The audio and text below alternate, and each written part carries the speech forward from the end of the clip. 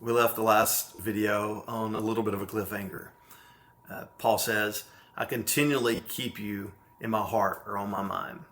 And then there's a question as to what the next phrase should be. In the English text, Paul says something like, and we are partakers together of the grace of the gospel. In the Greek text, something different occurs next. He says, I continually hold you in my heart in both my imprisonment and my defense and validation of the gospel. Now you'll notice if you look at an English translation that phrase comes later. What English translators are trying to do is they're trying to make sense of how all this works together.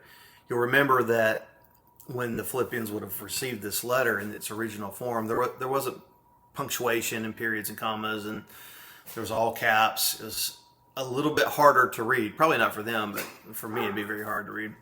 And so because of that, sometimes it's debatable what phrase goes with which verb and how everything's supposed to be arranged.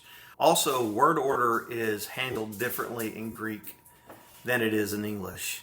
It's a little bit more like listening to Yoda speak than it is how we typically communicate today. They used word order for emphasis. Subjects would sometimes precede a verb and sometimes follow a verb, and direct objects would sometimes precede a verb and sometimes follow a verb. Sometimes you might have the verb at the very end of the sentence. All of that put together means that at times we don't know for sure the order that Paul originally intended some of these ideas to be communicated. So most English translators say, really hold you in my mind, and we're partakers together of the grace. And that happens in my imprisonments and my defense and my validation of the gospel. I think it actually makes more sense to go with the phrasing as it is in the original Greek text. That doesn't mean it's better, but when I say original Greek text, don't think that checks the box and that's it. But it does seem to just make sense to me. I continually hold you in my heart, both when I'm in prison and when I'm defending and validating the gospel.